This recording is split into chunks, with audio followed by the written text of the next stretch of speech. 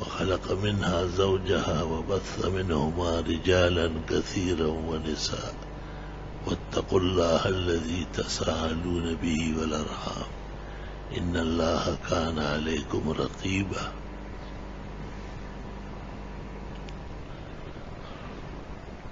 وقال النبي صلى الله عليه وسلم خيركم خيركم لأهله وأنا خير لأهلي.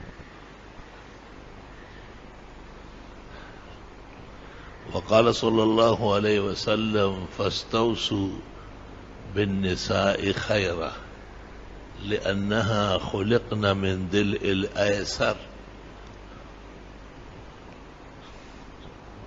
وإن أعوج الشيء في الجسد هو الضلع أو كما قال.